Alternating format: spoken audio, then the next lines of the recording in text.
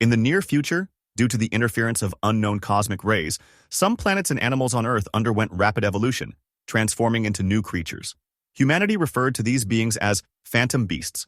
An announcement echoed across the city declaring that the annual Beast Tamer qualification certification examination would be held next month. The public eagerly awaited details about this year's examination changes. Among the crowd, Li Wenxuan, an 18-year-old youth, listened intently. He had once aspired to become a beast tamer, but circumstances forced him to abandon his dreams. His sister suffered from a severe leg disease, and in order to support her treatment, he sacrificed his studies and took up the menial job of a low-rank phantom beast miner. The broadcast continued, revealing that Miss Kelly, one of the strongest S-rank beast tamers in the world, had been invited to explain the nuances of this year's exam. The massive public screen displayed an interview with her. She explained that most phantom beasts evolved by absorbing ores of the same properties, but certain unique ones could evolve through other means. As Li Wenxuan watched the interview, he observed Miss Kelly being asked whether she could elaborate on the special evolution process. She readily agreed and explained that some phantom beasts could evolve by absorbing intense emotions such as fear, hatred, and despair. However, before she could continue, the scene shifted back to Li Wenxuan. He reflected on how mythical beasts had gradually replaced humans in many jobs. He watched a phantom beast selling goods on the street and noted how those who couldn't control beasts were forced into the lowest ranks of labor, such as being a miner. He knew that mining involved entering dangerous dungeons to extract ores of various properties, which were crucial for upgrading phantom beasts. Despite their value, the miners were paid meager wages because phantom beasts were more efficient and, as many said, cuter than humans. At that moment, he approached a phantom beast vendor and requested 2 meat buns. Just as the vendor handed over the bag, a voice called out to him. A middle-aged man, Uncle Wang, greeted him, handing over something new from a famous online store. Li Wenxuan expressed his gratitude, but the murmurs of other miners soon reached his ears. They mocked him, claiming that despite his small frame, he earned the same as them despite carrying only a few pieces of ore each time. He was aware of their resentment, but wished they would lower their voices as their words embarrassed him. Uncle Wang, overhearing them, scolded the miners, reminding them of Li Wenxuan's circumstances. He emphasized that if not for his sister's condition, Li Wenxuan would have already become a beast tamer. In response, Li Wenxuan humbly admitted that his physical strength was lacking, but promised to work harder. Uncle Wang reassured him that he was not at fault, placing the blame squarely on the miners' unjust remarks. Their discussion was interrupted when a commanding voice asked if everyone was prepared to enter the dungeon. A purple-haired man, checking his wristwatch, signaled the group to move forward. As he channeled his energy, the dungeon's portal shifted from blue to orange, marking the start of the expedition. The miners, including Li Wenxuan, entered the dungeon, each harboring their own thoughts. Li Wenxuan, determined to prove himself, resolved to mine more ores this time to silence the whispers of his peers. Unbeknownst to him, the purple-haired man smirked ominously. Inside the dungeon, the miners began discussing how to divide the work. Some proposed that Uncle Wang should pair with Li Wenxuan, mocking the idea under the guise of concern. Despite Li Wenxuan's protest, Uncle Wang assured him that it was fine and encouraged him to ignore them. Together, they started mining, with Li Wenxuan apologizing for being a burden. Uncle Wang dismissed his concerns, urging him to focus on their work. An hour passed, and fatigue set in for Li Wenxuan. He reminded himself that he couldn't afford to give up, fearing further ridicule from the others. However, his exhaustion was abruptly interrupted by a scream. Alarmed, he and Uncle Wang rushed toward the source. There, they witnessed a horrifying scene. The purple-haired man's phantom beast, a nightmare wolf, attacking and killing a miner. The man himself remained indifferent, busy with his phone. The other miners shouted at him, demanding that he control his beast. Panic spread, and some rushed to call for emergency assistance. The purple-haired man merely smiled and assured them that he wouldn't let the nightmare wolf kill all of them. His expression darkened as he revealed his true intent. The nightmare wolf needed negative emotions to evolve. As fear took hold of the miners, Li Wenxuan recalled Miss Kelly's interview, where she warned about dark-attributed beasts growing stronger by feeding on despair. He immediately urged the others to remain calm, explaining that their fear would only empower the nightmare wolf. The purple-haired man, impressed by Li Wenxuan's clarity, taunted him before confirming the truth. His nightmare wolf would evolve once it had absorbed enough negative energy from their suffering. He then presented the miners with a grim choice. They could either unite to fight the nightmare wolf or turn against one another, hastening the beast's evolution.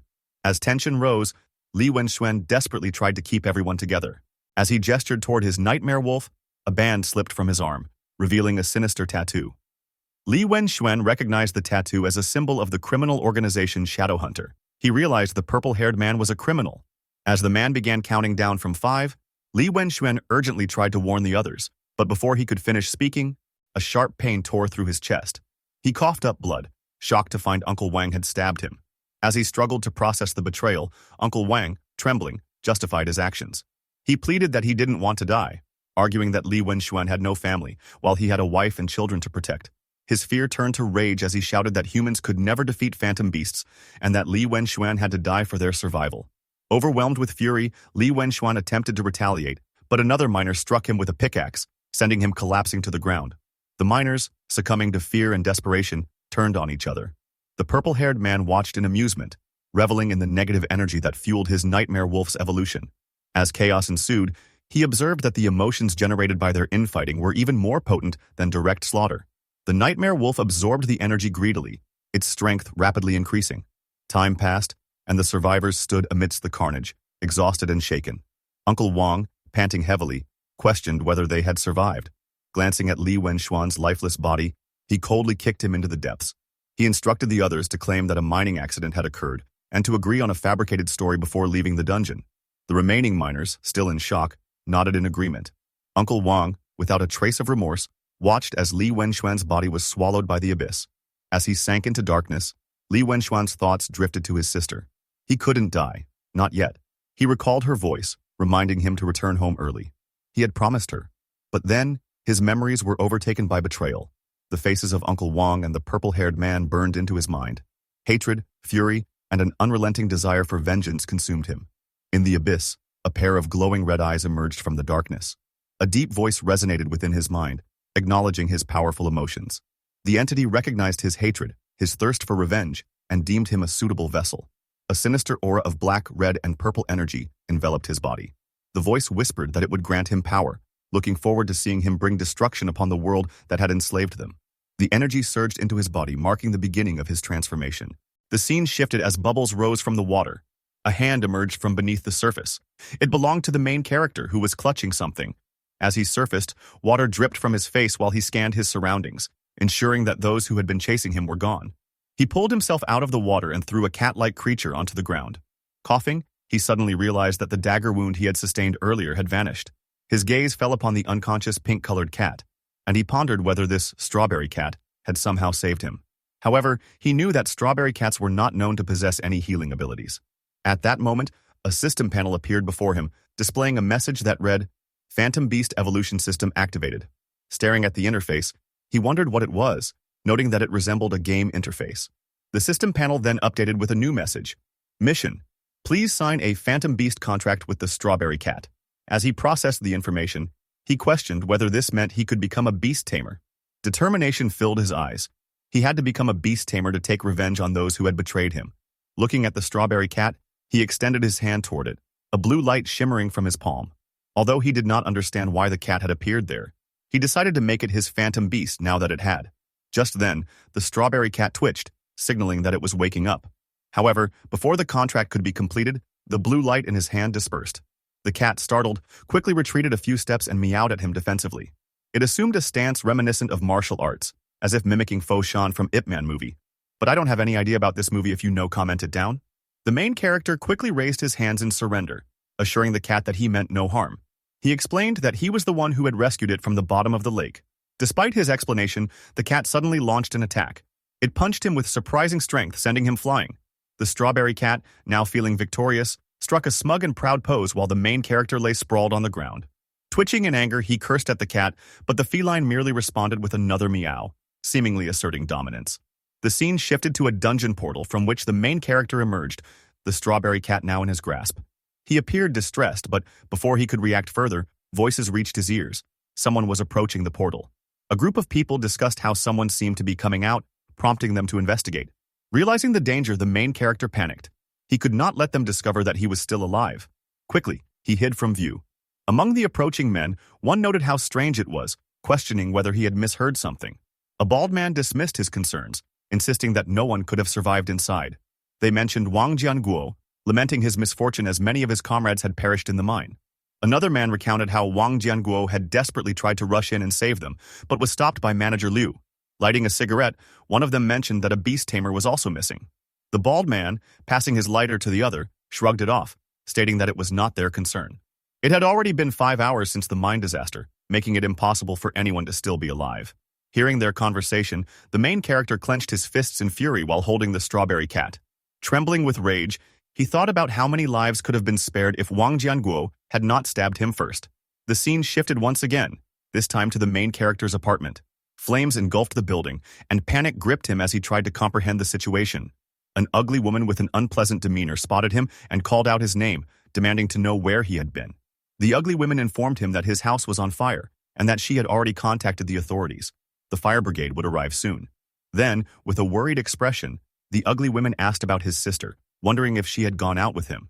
Shocked by the revelation, the main character rushed toward his home, calling out his sister's name in desperation. The ugly woman behind him farts loudly and warned him against being reckless, cautioning that the heat inside was too intense and that he could not go in. But he paid no heed. Ignoring all warnings, he charged up the stairs, coughing from the thick smoke as he reached his apartment door. He banged on it, shouting for his sister, pleading for her to answer. From the other side of the door, a weak voice called out to him.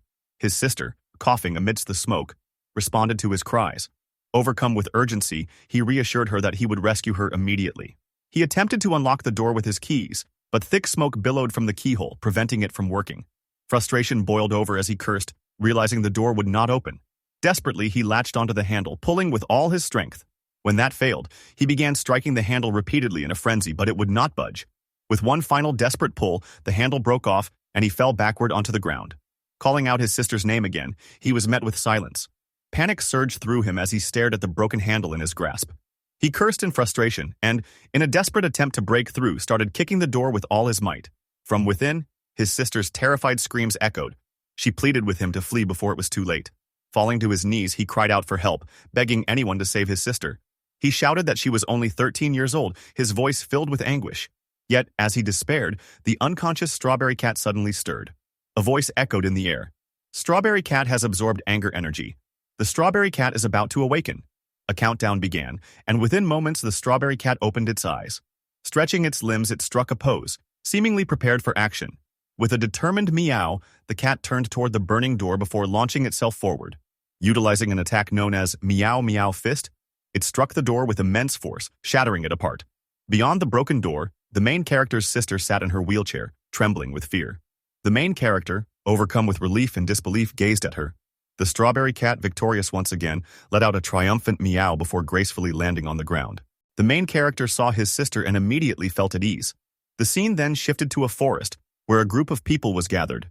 One of them mentioned that the previous day, he had only managed to catch a firefox and expressed amazement at it. Another person added that he had also caught an ice snow dog the day before.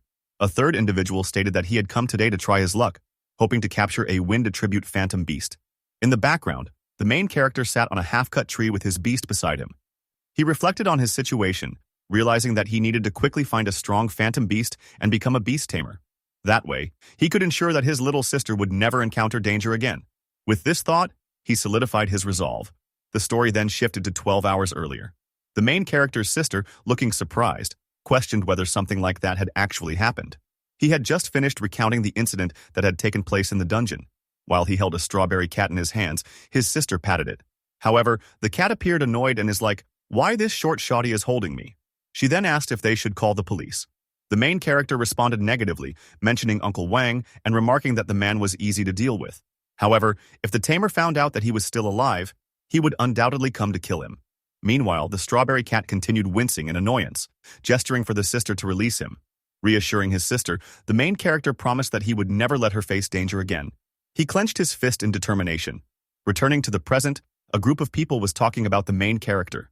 One pointed at him and mocked him, referring to him as an idiot for making a contract with a strawberry cat. Another person assumed that he must be a newbie, exclaiming that he had wasted his only 2 contracts as a novice-ranked tamer on a strawberry cat. Meanwhile, the cat happily munched on some food so cute. The main character observed the phantom beasts owned by the surrounding people and questioned why are they so weak. A system description of a firehorn bull appeared before him, listing its attributes as fire, its next evolution as flame bull, and indicating that it had no rare attributes. Next, he glanced at an ice snow dog, which had an ice attribute, evolved into an ice hound, and possessed a rare attribute called fragile, which increased damage taken from wounds by 10%. It was also noted that the beast enjoyed playing in water. His attention then turned to another phantom beast held by a pretty-looking girl. The beast was a cute rabbit with a grass attribute. Its next evolution was a sweet rabbit, and it had a rare attribute called toughness, which reduced damage taken by 5%. Finally, the main character examined his own strawberry cat, noticing that its system description was different from the others. Unlike the others, its next rank evolution was missing. Its rare attributes included Emperor, which increased movement and attack speed by 15%, Martial Saint, which boosted damage dealt by 30%, another attribute that reduced damage taken by 30%, and Legendary, which further increased attack speed and damage dealt by 15%. He questioned whether these attributes were truly characteristic of a strawberry cat. At that moment, among the crowd, a yellow-haired individual suddenly sprinted forward, shouting for help. He claimed that a rank 2 phantom beast had appeared in the forest. The crowd murmured in disbelief, as the forest was known to be the habitat of the lowest-ranked phantom beasts. They wondered how a rank 2 beast could be there. One individual expressed excitement at the possibility of capturing the beast, believing that doing so would make them invincible among novice-ranked beast tamers. Another in the crowd asked the golden-haired boy if he knew what kind of phantom beast it was. The boy explained that the beast moved too fast, and he had only managed to catch a glimpse of its afterimage. However, he believed it was a rank 2 lightning cat. Upon hearing this, the crowd eagerly marched toward the forest, hoping to capture it. The golden-haired boy was left in shock as he watched them run off. One person declared that whoever caught the beast would get to keep it. The entire crowd disappeared into the forest, leaving the main character deep in thought. He hesitated, not wanting to experience another situation like the one in the dungeon. The golden-haired boy sighed, and just then, the main character stood up and called out to the strawberry cat. However, the cat, preoccupied with eating, ignored him. Annoyed, the main character insisted that they go and catch a phantom beast. The strawberry cat sneered, meowed dismissively, and continued munching on its food. He is like, I don't give a damn about your beast. Frustrated, the main character decided to find a phantom beast that would listen to him completely. Picking up the strawberry cat, he told it to stop eating as it was time to work. The scene shifted again, showing the main character scolding the strawberry cat for running around carelessly. He warned the cat that even though it was the lowest-ranked phantom beast dungeon, it was still dangerous. However, the cat paid no attention, continuing to fly his ass around smugly. The main character grew increasingly irritated, feeling that the strawberry cat deserved a beating. At that moment, many threads appeared on his face. He was initially confused but quickly realized the danger. He was facing a huge candy spider. The spider attempted to land his ass on him, but he managed to dodge at the last minute. A system description of the candy spider appeared. In a berserk mode, candy spider had a grass attribute, evolved into a sweet spider, and possessed a rare attribute called ferocious, which increased damage dealt by 10%. Perplexed, the main character noted that candy spiders were typically gentle and wondered what had provoked it. As he ran, he considered whether he had accidentally disturbed something upon entering the area. Suddenly, he noticed the strawberry cat standing smugly, making the loser gesture toward the candy spider. The main character jumped in shock, blowing his socks off, and immediately accused the cat of being the blockhead who provoked this mom lover. The candy spider, now completely enraged, hissed at both of them, its eyes filled with murderous intent. Without hesitation, the strawberry cat lunged forward. The main character yelled for it to stop, calling it an idiot for attempting to fight a level 8 candy spider despite being only level 5. The candy spider quickly retaliated, dispersing its web and immobilizing the strawberry cat. Realization struck the main character. He finally understood why no beast tamer wanted a strawberry cat, because they are freaking annoying. With the cat trapped in the web, it fell to the ass that had a tail. The main character swiftly dashed forward, picked it up, and ran in the opposite direction. As he fled, the candy spider gave chase.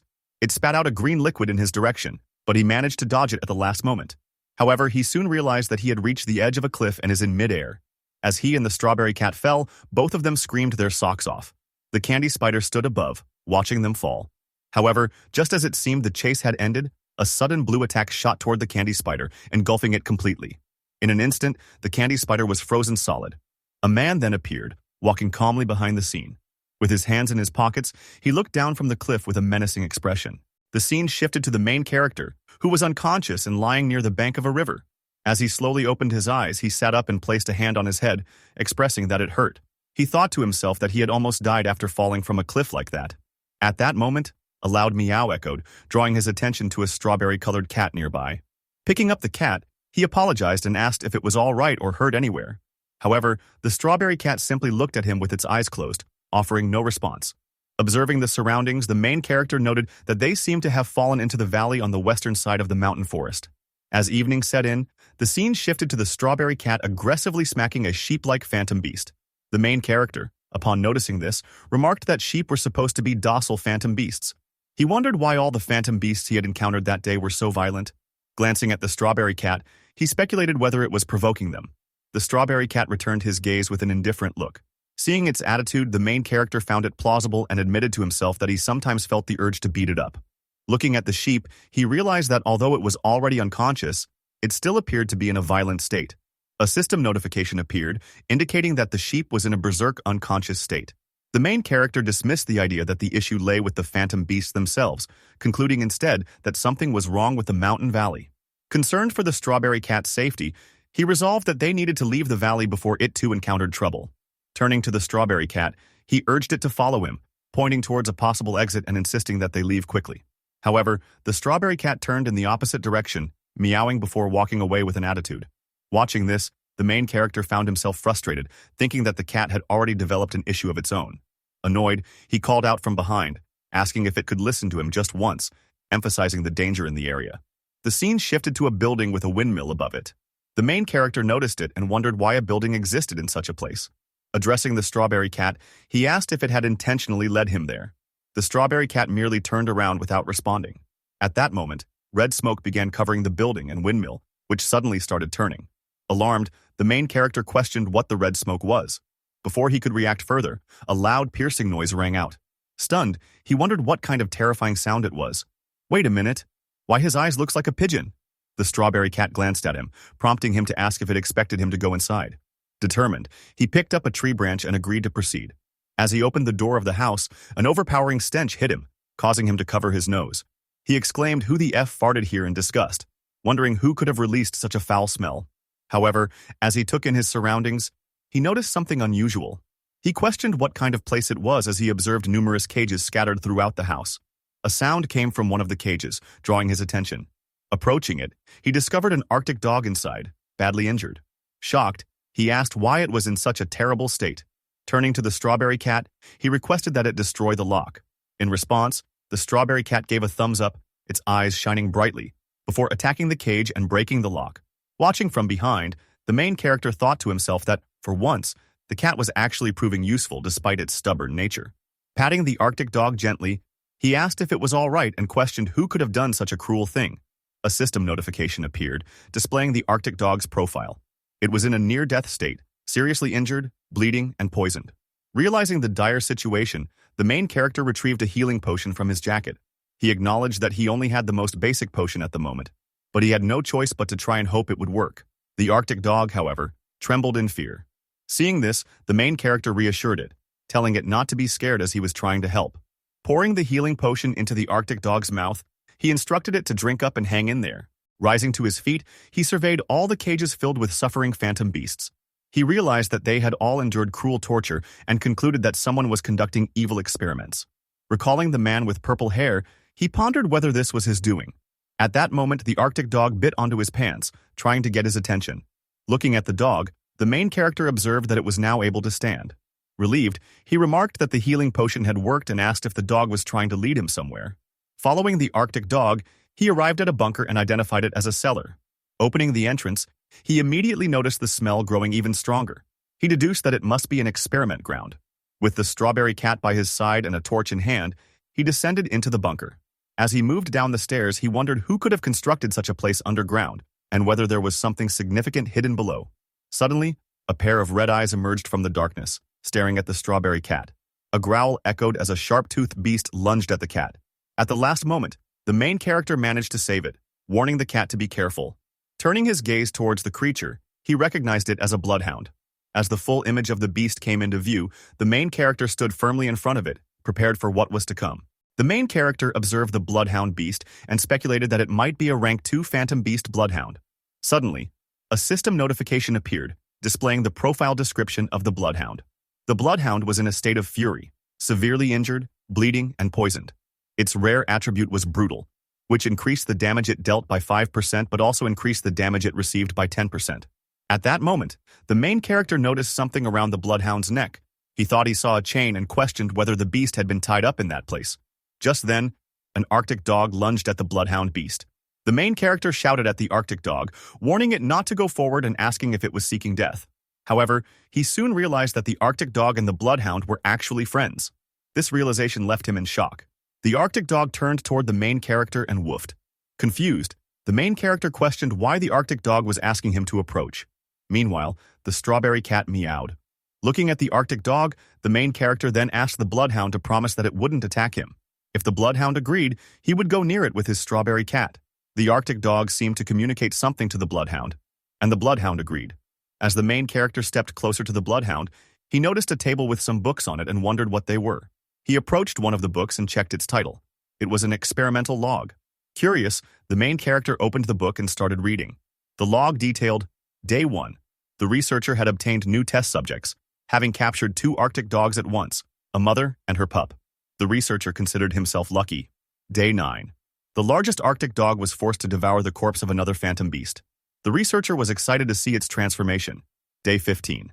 The subject was proving too difficult to handle due to its strong will, which disgusted the researcher. However, after beating its pup in front of it, the researcher finally enraged it.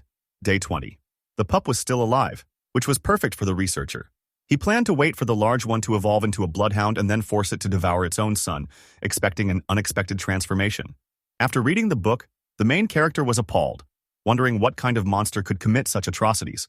He then realized that the bloodhound was the mother of the Arctic dog. Determined to help, the main character assured the bloodhound not to be afraid, promising to get it out of there.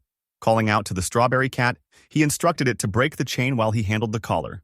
The strawberry cat meowed in agreement.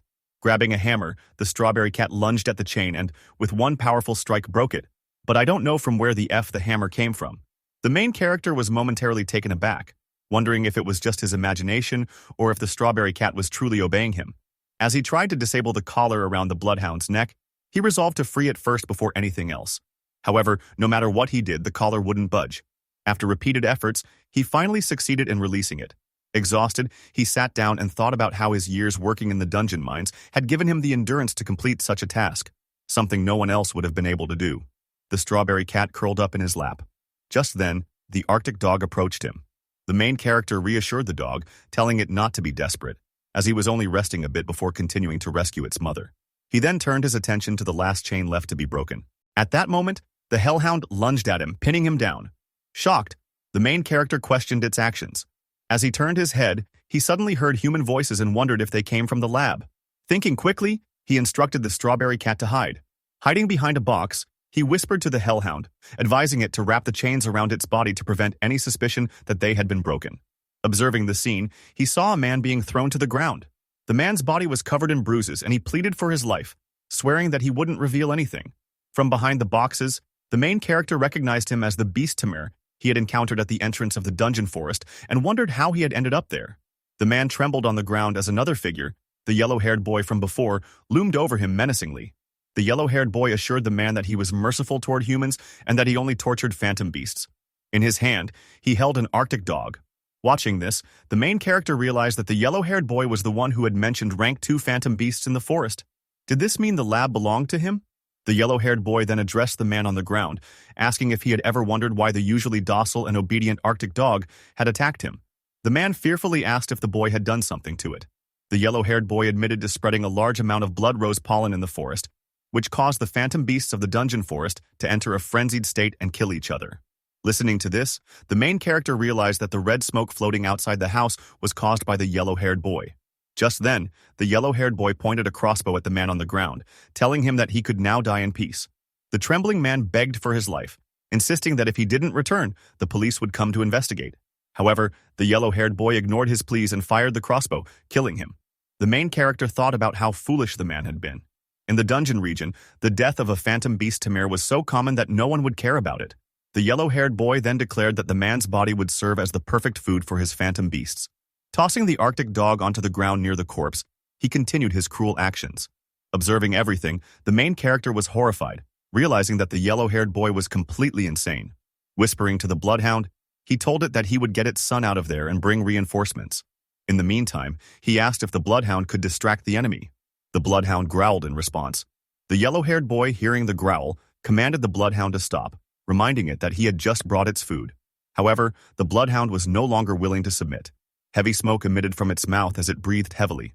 The yellow-haired boy noted that the bloodhound seemed especially energetic, and questioned whether it was due to him killing people in front of it. Meanwhile, the main character attempted to escape unnoticed. However, at that moment, an ice wall appeared, blocking his path. Confused, he questioned how the wall had formed. Looking up, he spotted a phantom beast and realized that a rank 2 ice attribute phantom beast, an ice demonic flower, was guarding the area. The yellow-haired boy noticed the main character and mockingly remarked that they had caught an intruder. Alert, the main character tried to think of a way out. The yellow-haired boy then ordered the ice demonic flower to freeze the main character's leg. The beast complied, freezing both his leg and the strawberry cat's legs as well. Cursing his predicament, the main character was suddenly targeted by an arrow from the yellow-haired boy's crossbow. He tried to shield the Arctic dog, but to his surprise nothing happened. The arrow was destroyed upon impact. Realizing what had happened, he saw that the bloodhound had protected him and was now roaring at the yellow-haired boy. The yellow-haired boy, upon seeing the bloodhound, wondered how it had managed to escape from its chains. Turning around, he noticed that both the collar and chains had been broken. Furious, he turned to the main character and exclaimed in anger, demanding if he knew what he had done. He warned that the crazed dog would kill them all. The main character, locked in a stare, responded that it was not certain. Addressing the bloodhound, he declared that its chance for revenge had arrived. At that moment, the bloodhound roared at the yellow-haired boy. However, before the bloodhound could act, the yellow-haired boy commanded his ice demonic flower beast to stop it. The beast quickly moved in front of its master, standing protectively. But the bloodhound swiftly grabbed the ice demonic flower beast in its mouth, clutching it tightly. As the yellow-haired boy ran, he looked back and cursed, realizing that his efforts were futile. Meanwhile, the main character observed that the ice demonic flower beast's consciousness was fading along with the ice. He saw the ice dissipating from his legs. Desperate, the yellow-haired boy approached the cages where multiple phantom beasts were imprisoned. He shouted at them in frustration, ordering them to come out and finish off the crazed bloodhound. In response, many phantom beasts emerged, ready to attack. However, one phantom beast was immediately knocked away, while another was slashed and bitten by the bloodhound. The remaining 2 phantom beasts trembled in fear before it. Despite their hesitation, the yellow-haired boy threatened them, commanding them to attack or suffer a fate worse than death. Fearfully, the 2 phantom beasts growled before lunging at the bloodhound. One, a snake-like creature, latched onto the bloodhound's chest while the other attacked from above. As he ran, the yellow-haired boy smirked, thinking that these lesser beasts only needed to keep the bloodhound occupied. But before he could escape, the main character shouted for him to stop, declaring that he would not let him get away. He then commanded the strawberry cat to attack the yellow-haired boy. The strawberry cat lunged, using its meow-meow fist to knock the yellow-haired boy to the ground. Standing smugly, the cat seemed to be taunting him, silently daring him to run. The main character approached, reminding the yellow-haired boy that after committing such cruelty against the phantom beasts, he would not be allowed to escape so easily. Both he and the strawberry cat stared him down. The yellow-haired boy, sitting on the ground, hastily pleaded for a chance to explain, insisting that he was not trying to run. However, even as he spoke, he secretly reached for a switch on the wall. The main character noticed this and urgently ordered the strawberry cat to stop him. But before they could react, the yellow-haired boy sneered and flipped the switch, taunting them that they should be the ones running instead. From the ceiling, red smoke began to pour into the room. The main character looked up in alarm, recognizing it immediately. The red smoke triggered a frenzy, and soon, the Arctic dog succumbed to its effects. Realizing the dire situation, the main character feared that all the phantom beasts would now fall into a frenzy. As predicted, the bloodhound, the snake, phantom beast, and the others were also affected, their aggression escalating. Turning back to the yellow-haired boy, the main character grabbed him by the shirt and accused him of madness. He warned that not only would the phantom beasts perish, but the yellow-haired boy himself would also die. Sneering, the yellow-haired boy mocked him, questioning if he thought he was as foolish as the main character. At that moment, a cage descended, trapping the yellow-haired boy inside. The main character was momentarily stunned by this unexpected turn of events. From within the cage, the yellow-haired boy taunted them once again, declaring that they would be the ones to die instead. Meanwhile, the bloodhound continued its fight against the 2 phantom beasts. Watching the escalating battle, the main character realized that the bloodhound was already in an unstable state. Now, with the red smoke, it had gone completely berserk. As the bloodhound turned its frenzied gaze toward the main character, he immediately reacted. Clutching the Arctic dog and the strawberry cat, he ran, knowing that he had to escape while the beasts were still uncontrollable. However, just as he reached the stairs, the ice demonic flower beast, still alive despite its injuries, used its abilities to freeze the main character's legs in place. Looking down at the ice, he cursed, realizing that the beast had survived. The bloodhound roared, preparing to strike. The main character instinctively shielded the strawberry cat and the Arctic dog. But at that moment, the Arctic dog let out a woof, catching the bloodhound's attention. Instead of attacking the main character, the bloodhound shattered the ice, trapping him. The main character, shocked, wondered if the bloodhound had recognized the Arctic dog as its own offspring despite inhaling so much pollen. Before he could process this revelation, the strawberry cat suddenly leaped from his grasp. In midair, it let out a determined meow. The main character called out to it in alarm. However, the cat assumed a karate stance and unleashed a devastating technique known as secret art martial god. A golden beam erupted, striking the ceiling of the underground cellar. The powerful blast tore through the structure, destroying both the underground cellar and the house above. Golden smoke enveloped the surroundings. Amidst the chaos, the cage holding the yellow-haired boy crumbled. Stunned, the yellow-haired boy muttered in disbelief, refusing to accept what had happened. But as the smoke cleared, the main character stood before him. Fixing him with a steely gaze, he declared that it was now his turn. The yellow-haired boy, trembling, begged the main character to wait, admitting that he knew he was wrong. He pleaded for forgiveness, promising that he would never do it again. At that moment, out of nowhere, he brought out Pokeballs from his ass and desperately offered all of his phantom beasts, begging to be let off just this once while still shaking in fear. The main character, maintaining a serious expression, reminded him that the beast tamers and phantom beasts he had killed had also pleaded for mercy. Then, glaring at the yellow-haired boy, he coldly asked how he had responded to their pleas. Terrified, the yellow-haired boy shouted for him to stop. He warned that if the main character dared to kill him, he would not be able to escape. He insisted that he would inevitably be captured and thrown into jail. At that moment, the main character acknowledged that he was right but pointed out that, in a dangerous dungeon, it was common for beast tamers to die. As he spoke, the silhouette of the bloodhound emerged behind him. The yellow-haired boy, gritting his teeth, cursed and threatened to kill the main character. But before he could act, the main character ordered the bloodhound to eliminate him. Without hesitation, the bloodhound lunged at the yellow-haired boy, tearing him apart. His screams echoed in the air, but the main character remained indifferent, turning away and walking off without a second glance. Approaching the strawberry cat, the main character simply said, "Let's go." However, just as he was about to leave, the bloodhound bit his sleeve, calling out to him. Curious, the main character questioned what was wrong. In response, the bloodhound gently passed the Arctic dog to him. Understanding the message, the main character realized that the bloodhound wanted him to take care of its child. The bloodhound made a sound that confirmed its request. Suddenly, a system window appeared, stating that the bloodhound was dying and that there was no available treatment. Seeing this, the main character solemnly promised that he would take care of its son. Sadness was evident in the mother bloodhound's eyes, while the Arctic dog woofed, calling out to its mother. At that moment, the mother bloodhound closed her eyes and faded away, passing on. The scene shifted to the next morning. As the main character emerged from the dungeon, he pondered how to form a contract with the Arctic dog and the strawberry cat. He had tried numerous methods found on the internet, but none had worked. Deciding to think about the contract later, he noted that the Arctic dog must be exhausted. Instead, he chose to focus on understanding the evolution process. Opening the system window, he reviewed the materials needed for the Arctic dog's evolution. The requirements included 3 crystal cores, 10 first grass, and 1 evolution crystal. He considered the materials and concluded that they were not particularly difficult to obtain. However, he then turned his attention to the strawberry cat.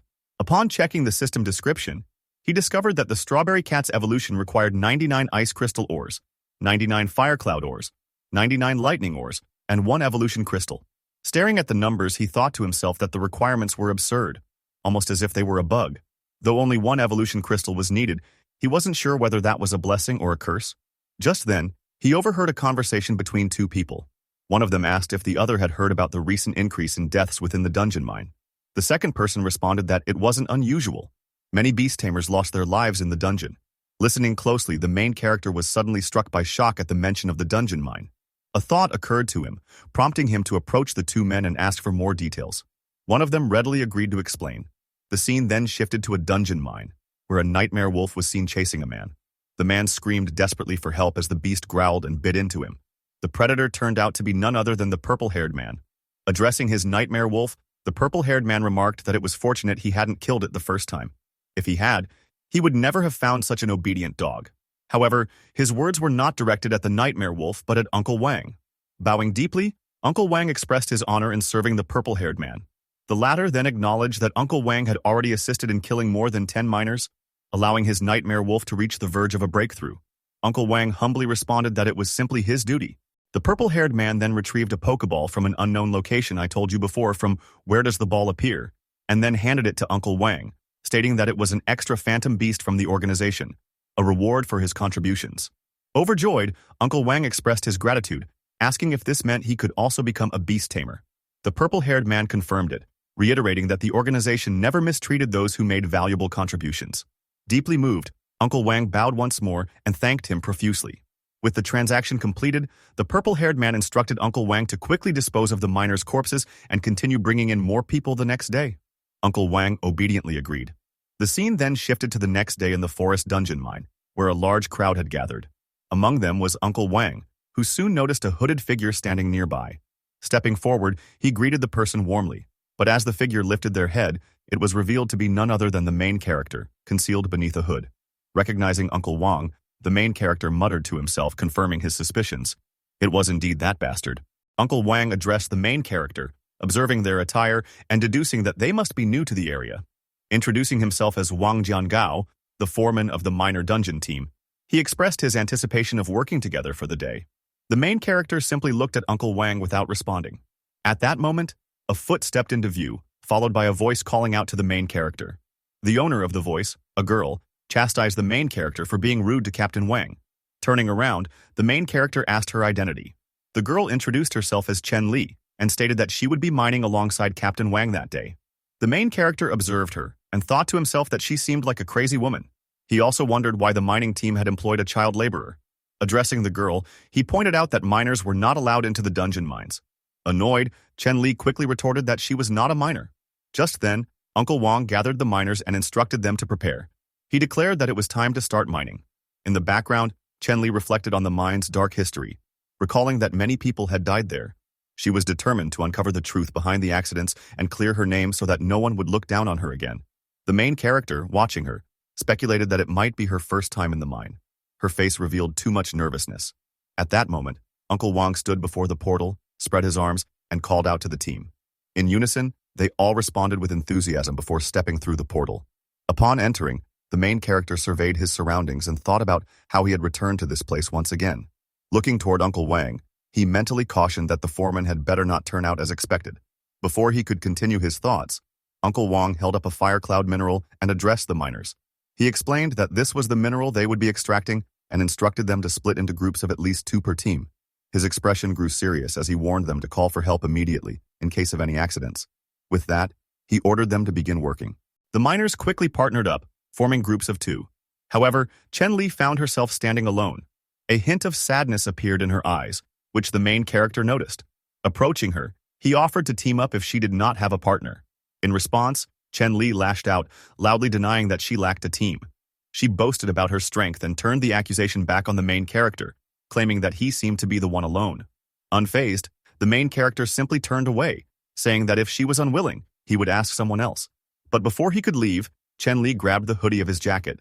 With a dismissive tone, she claimed that since he seemed so pathetic, she would help him just this once, but warned him not to make her look bad. Calling him an idiot, she relented. The main character merely looked at her and acknowledged her presence before asking if this was her first time in the mine. When she confirmed it, she reassured him that she was physically tough. However, the main character clarified that his concern was not about her strength. Instead, he advised her to keep her distance from Wang Jiangao. Chen Li, confused, asked what he meant and if he knew something. Without elaborating, the main character walked forward, stating that it was just a piece of advice and that she could choose whether to heed it. The scene shifted as Chen Li worked on mining the fire cloud mineral. She quickly realized that mining was far more exhausting than she had imagined. From behind, the main character observed her and suggested that she rest for a bit. Just then, a scream echoed through the mine. Both of them turned sharply, alarmed by the sudden noise. The main character, already anticipating trouble, knew that something was about to happen. Urging himself to hurry, he and Chen Li rushed toward the source of the scream. Upon arriving, they found the mining team gathered before a massive, glowing red mineral crystal. One of the miners speculated about its value, while another excitedly declared that they were going to be rich. More miners expressed their excitement, one of them clenching his fist and announcing that he had found it.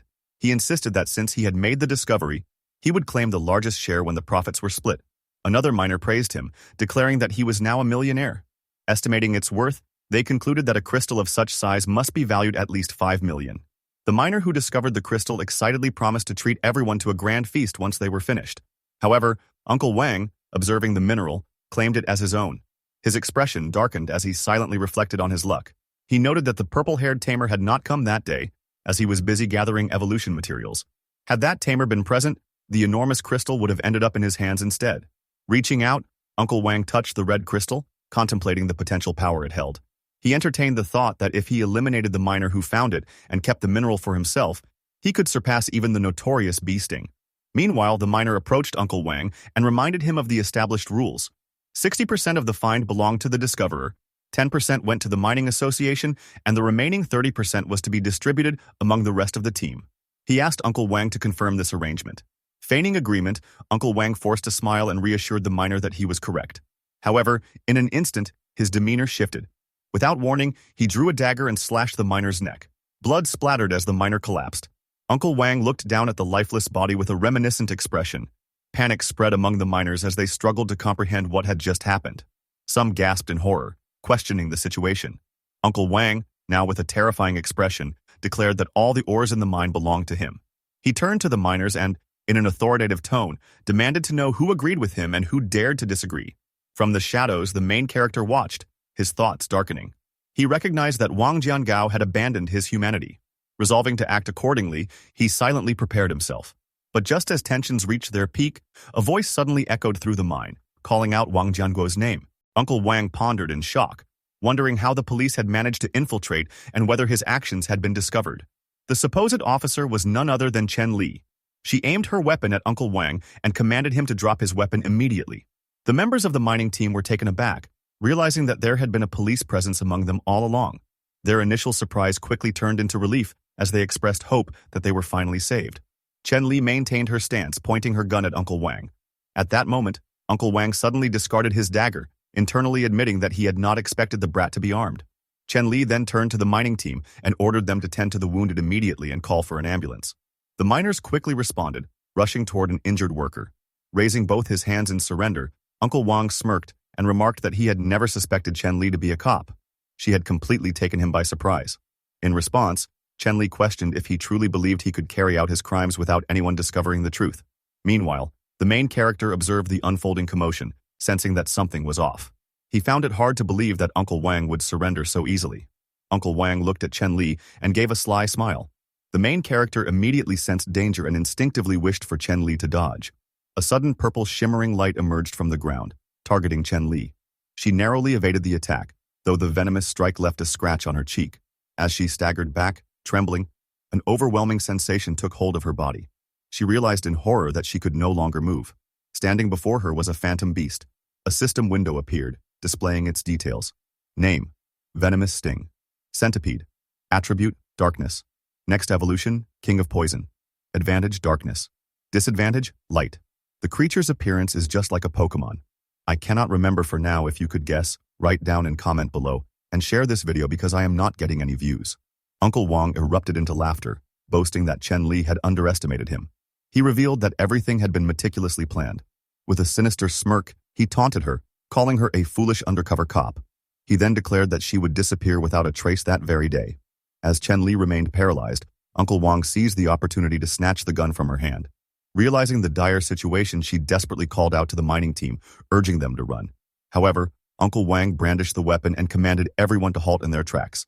The mining team members trembled in fear. With a menacing tone, Uncle Wang threatened to kill anyone who dared to move. He then offered them a grim choice. If they killed Chen Li, he would guarantee their survival. Chen Li, struggling against her paralysis, warned the miners not to trust Uncle Wang. She pointed out that there were only 3 bullets left in his magazine, making it impossible for him to kill them all. If even one of them managed to escape and call for reinforcements, he would be arrested. However, Uncle Wang merely chuckled at her reasoning. He cynically questioned who among them would be foolish enough to volunteer to be the first shot in the forehead. He proclaimed that, just as he had done, the miners would inevitably choose self-preservation over morality. That was human nature, he sneered. Before he could continue, a powerful punch landed directly on his face, sending him flying and tumbling twice across the ground. The attacker was none other than the main character, who removed his hoodie and addressed Uncle Wang. "Wang," he said coldly. "Long time no see." As he revealed his face, he challenged Uncle Wang to recall him. Wiping the blood from his mouth, Uncle Wang muttered in disbelief, "Li Wenxuan, so you're really still alive." The main character smirked. "Oh, did you already suspect it?" Uncle Wang revealed that on the night of the fire, he had planned to burn Li Wenxuan's sister alive. However, when there were no reports of anyone dying in the fire the next day, he grew suspicious. This revelation confirmed that Uncle Wang had been responsible for the blaze in the main character's apartment. Raising the gun once more, Uncle Wang taunted Li Wenxuan, comparing him to a cockroach. He recalled how he had stabbed him 3 times and how the other miners had beaten him with shovels for what seemed like an eternity. Yet, despite everything, he had managed to cling to life. The mining team members murmured anxiously among themselves, questioning their next course of action. One of them worried aloud that even the police were unable to protect themselves. Another lamented that their hope for rescue had been false all along. Uncle Wang turned to them and reminded them of his earlier offer. If they killed Li Wenxuan and Chen Li, they would survive. One miner was horrified, realizing that Uncle Wang was trying to force them into becoming his accomplices. With a sinister grin, Uncle Wang elaborated that if they were all guilty of the same crime, he would no longer have a reason to kill them. "So, what are you all waiting for?" he goaded. Cursing under their breath, some miners reluctantly picked up their tools, pickaxes and hammers, before surrounding Li Wenxuan. Unfazed, Li Wenxuan addressed them calmly, stating that their decision was entirely their own.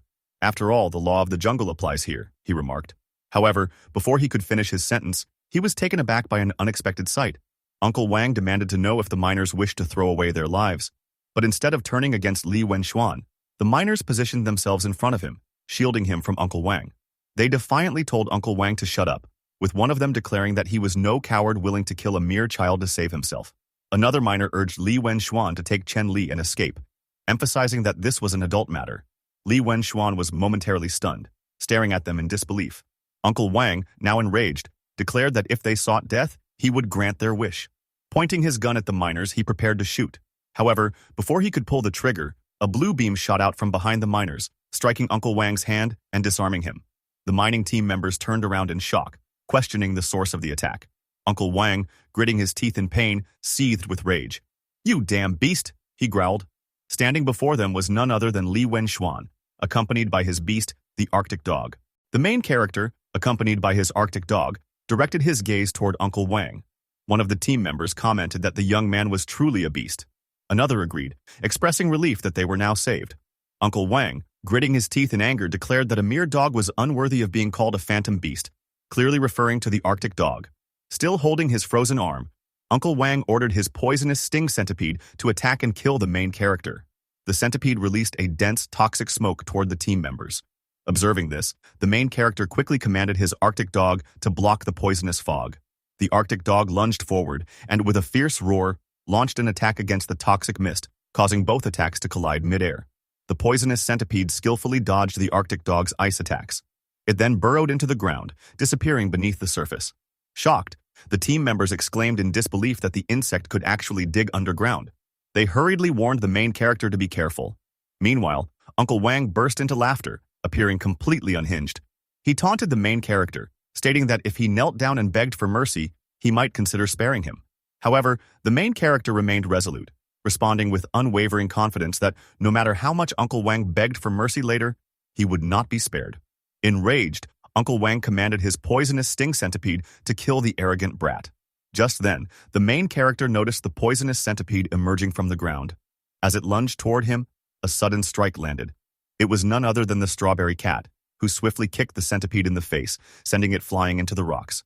Gracefully landing, the strawberry cat stood firm as the centipede lay motionless. Seeing this, Uncle Wang's face twisted in shock and disbelief as he uttered the name Strawberry Cat. He refused to believe what he was witnessing. The main character reminded him of his earlier words, reaffirming that he would not be spared. Standing smugly beside the main character, both the Arctic dog and the Strawberry Cat exuded confidence. Uncle Wang, still in shock, questioned why the main character had 2 phantom beasts. Without offering a response, the main character picked up a pickaxe and lunged at Uncle Wang, shouting for him to die. Just then, Chen Li suddenly intervened, rushing from behind and shouting for him to stop. She grabbed the main character, pinning him down, and firmly stated that he could not kill Uncle Wang. If he did, there would be no turning back.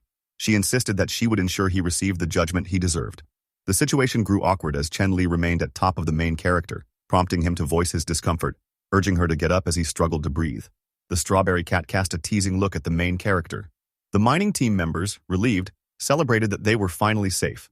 Someone remarked that it seemed like they could now return safely, while another lamented the loss of valuable ore. Meanwhile, Chen Li restrained Uncle Wang, instructing him to come back to the bureau with her. Uncle Wang hung his head in defeat.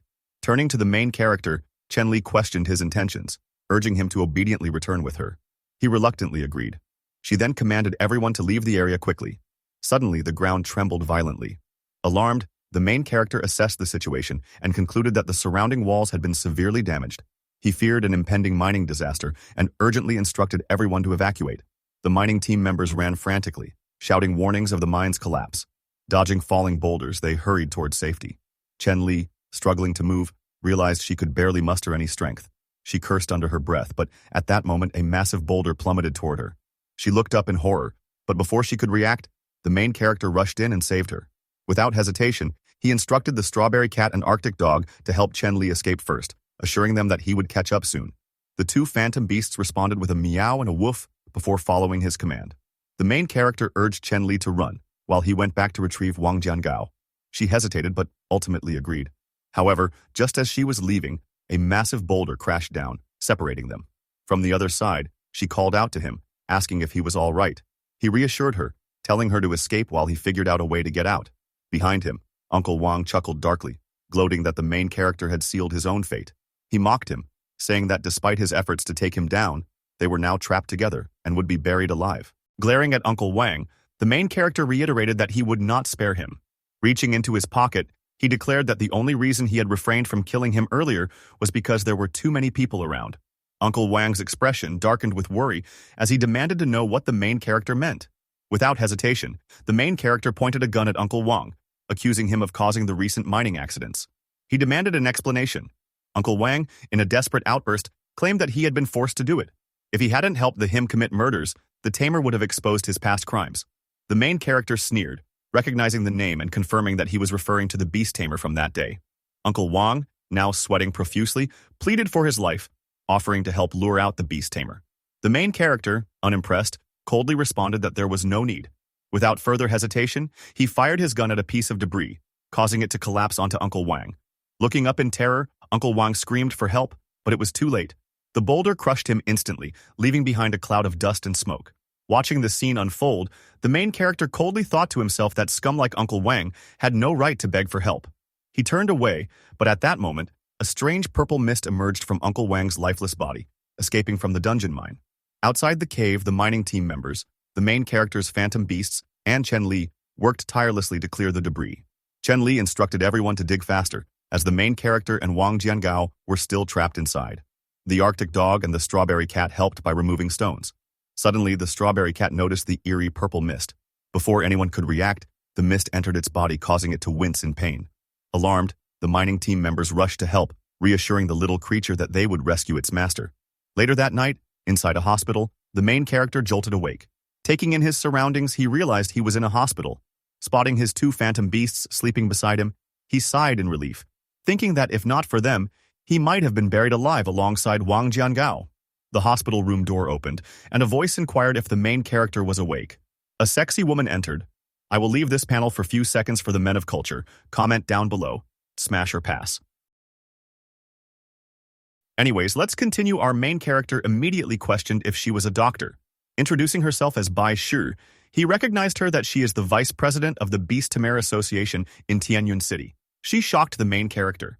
When he asked why she had come, she explained that it was because of his two phantom beasts. Noting that he had never registered as a beast tamer, she informed him that, according to regulations, the two creatures would be confiscated. Panicked, the main character realized that without his phantom beasts, he would be unable to protect himself. Before he could protest, Bai Shi reassured him, offering a chance to take the beast tamer qualification exam. If he passed, he could keep them. When he asked what would happen if he failed, she firmly stated that he would continue taking the exam until he passed. Curious, he asked why she was giving him this opportunity. She explained that his phantom beasts had worked tirelessly to dig open the tunnel, an unusual behavior for uncontracted creatures. Bai Shi wanted to understand how he had managed to form such a bond without a contract. Bai Shi observed the phantom beasts and remarked that she found them abnormal. She continued by explaining that, although all phantom beasts were inherently hostile to humans, the only difference lay in the degree of their hostility. She further elaborated that a cooperative relationship between a beast tamer and a phantom beast could only be established through a contract. This contract ensured that both parties could gain something they desired. In other words, without such a contract, phantom beasts had no reason to actively assist humans. Curious about the situation before her, Bai Shi questioned how the individual had managed to make those two phantom beasts willingly save him despite not having a contract with them. In response, the main character stated that he neither had the right nor a reason to refuse. He was referring to his position and obligation in answering the matter at hand. Acknowledging his words, Baishu responded with admiration, noting that he was very smart. As the main character processed everything and think that he is a little mouse at the moment, Baishu smirked, confident that he had the potential to become a beast Tamer. She then opened the hospital window, preparing to leave. Before departing, she told him to contact her once he had recovered. Damn, that Gyat is big and thick. Smash next question. As she left on her flying phantom beast, Chen Li stormed into the room, causing a commotion, and the nurse behind her tells her to not make noises. The main character, overwhelmed by the noise, contemplated pretending to faint. If you enjoyed this video, don't forget to hit the like button, share it with your friends, and subscribe for more awesome content. Please support this new content creator and please leave comments that will motivate me to do more.